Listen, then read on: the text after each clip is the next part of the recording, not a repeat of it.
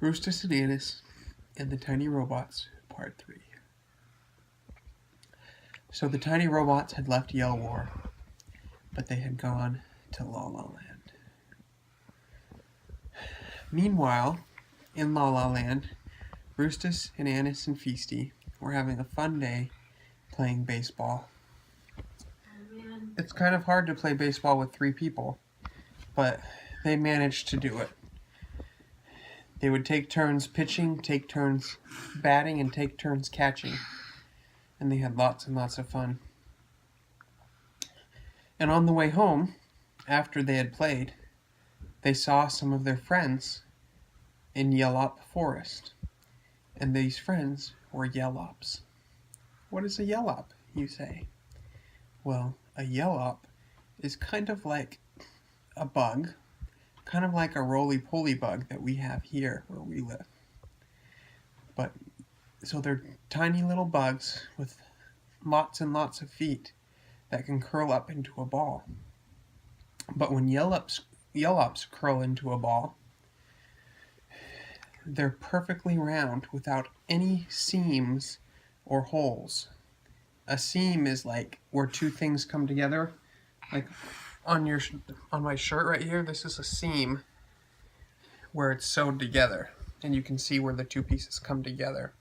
But when yelops form a ball, it's seamless. It's perfectly round and smooth. And they're as hard as steel, and they can accelerate, which means they can change their speed and get faster and faster and shoot through the air like a bullet. So they could be quite dangerous in that regard. But Rustus and Annice and Feasty had 3 yelop friends named Doe, Ray, and me. And so on their way home from baseball, they stopped to say hi to Doe, Ray, and me. But Doe, Ray, and me seemed a little bit upset. "What's the matter?" said Feasty. "Why are you guys so mad?" "Well, there's something going on in the forest, and we don't know what it is," said Ray. "It sounds like there's some sort of invasion happening." "Invasion?" said Rustus. "That sounds scary. What could be invading?" "I don't know. We think it might be mice or something. They're very small. Of course, they're bigger than us, but small compared to most animals. And they kind of scurry along." Said Feasty. "This sounds like a scary problem." Now, of course, it wasn't mice at all, but it was tiny robots. And just then, as Rustus and Annice and Feasty were talking, a tiny robot, which happened to be the same one that had talked to Princess Nafta in Yell War, appeared from behind a tree and said, "Hello, I am here to steal the moon."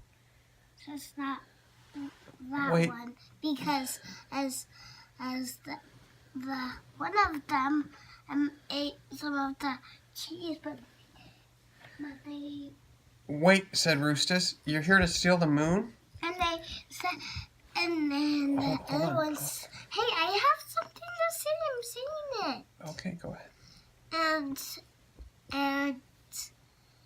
that tiny ate some of the cheese, but when he ate it, he said, "Wow, this is not cheese."